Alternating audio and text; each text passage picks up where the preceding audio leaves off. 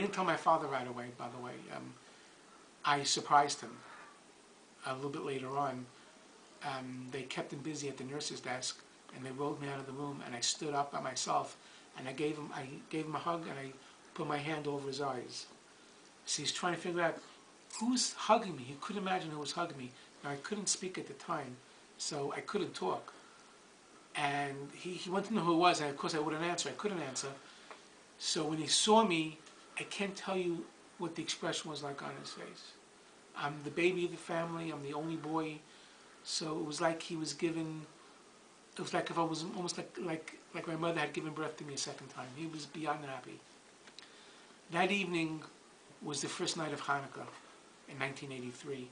So they wheeled me out to light the Hanukkah candle. And someone actually gave me a match. And the nurse said, no. I had an oxygen tank. If I had struck a match, the whole hospital, the whole wing would have blown up, and it would have been quite a... That would have been a good story, yeah. And I wouldn't be here to tell the story. But I did say the prayer. There were about 5 people there who listened very carefully to listen to me say the prayer. And I said it with great concentration, and I didn't make a sound.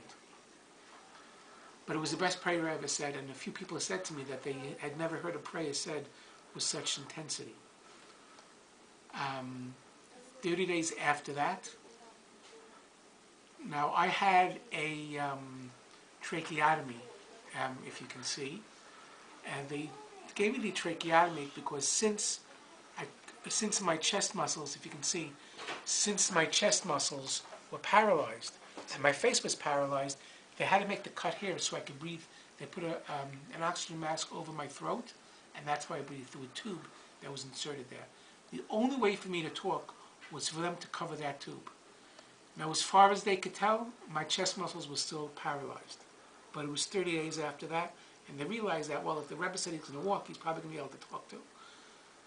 They tested for 12 seconds, I was able to breathe on my own, then 2 minutes, then 5 minutes, and then after a few hours, I said 2 words.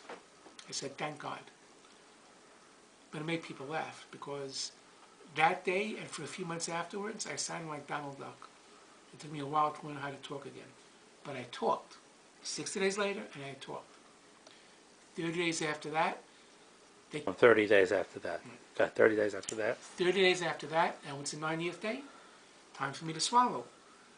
Understand, they had tried to test me with swallowing beforehand. The tube that food goes down was paralyzed. Nothing went down there, so it went down the air tube. It went into my lungs. And you should never know, but it's a horrible burning sensation. And in case you're curious how I ate, there was a tube through my nose, and that's how I ate, with drips, and sometimes big needles would shove things in there, which was very interesting. If I wouldn't say do it, but it's a whole other way of eating when you do it through your nose.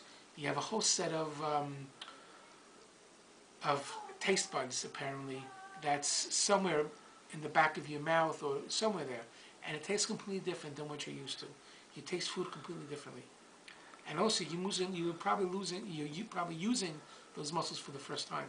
So the first time you have turkey, it's a cream of turkey actually, or apple juice, or whatever it is. The taste of anything is exaggerated. Wow. So they gave me Italian ices and they gave me chicken soup. The Italian ices tasted like liquid sugar, and the Italian soup tasted like liquid salt. But I swallowed, and it was wonderful. No complaints. The primary doctor came to me, to my parents actually, and said, listen, he sounds like Donald Duck. He's lucky he sounds like Donald Duck, but there's no way he's ever going to talk like a person again. So do yourself a favor, do him a favor. Don't take any real chances. Let me operate on him. Let me install an electronic voice box. My mother, being my mother, said, let me go ask the Square Rebbe. She went there. He said, absolutely not. And he was besides himself, because I've done all the tests. There's no way he's going to talk like a human being. That was the doctor who was besides himself. That was the primary doctor, whose name was Dr. Peter Bracella. He was besides himself again, yet again, and he convinced me I'm willing to do it, because I'm desperate to talk. And I said to my mother, please, Ma, I just want to talk.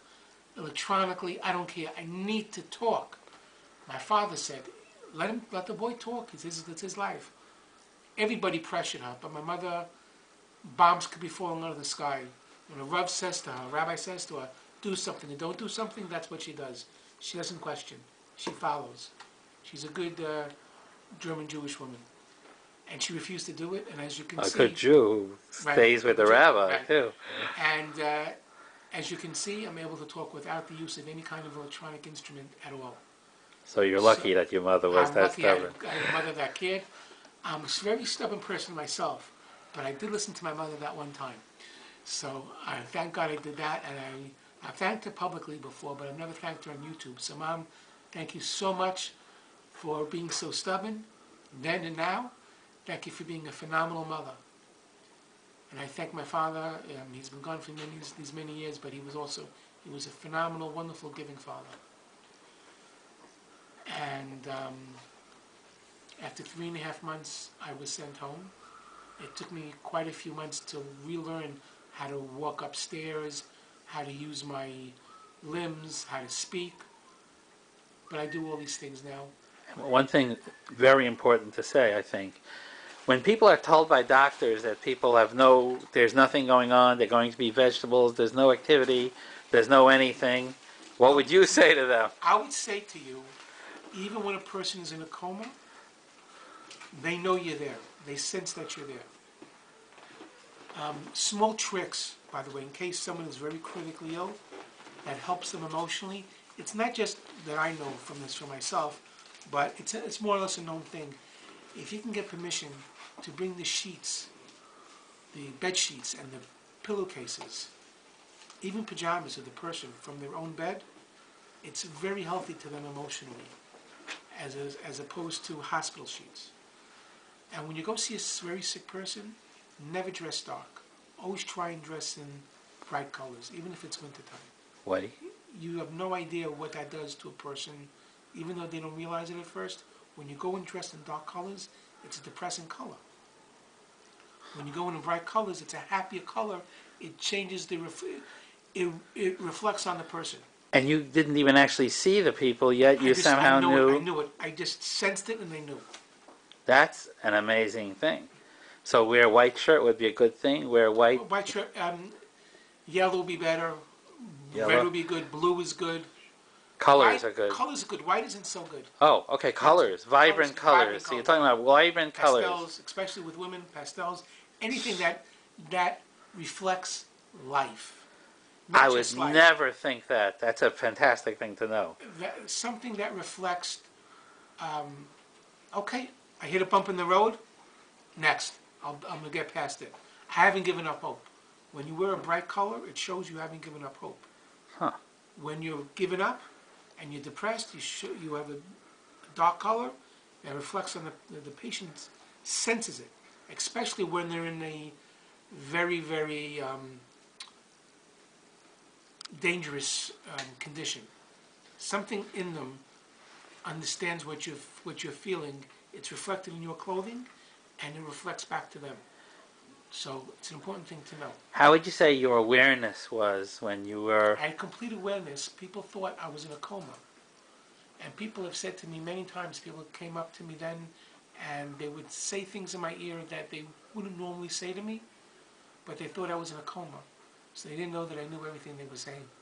So anyone reveal any terrible secrets to you? People reveal things to me. Oh, no. People said all sorts of things to me. And I crack up about it all the time, especially years later. A lot of people I've never told these to. It's the first time I'm revealing this to anyone. But some of you people said some real interesting, personal things to me. So anybody that said something to Steve Katz that they shouldn't have said, send your donations to Stephen Katz. No, it's in the vault, and the vault is locked. Okay. But know that even when a person is in a coma, or you think they're in a coma, they can hear you, and they know what you're saying, and they can sense how you feel about them. The people who loved me, I knew they loved me. When I saw Susan's face, when I came back from seeing those neshamas, I saw her face, I saw her brother's face, I saw pure love. It reflected. It was an aura they gave off.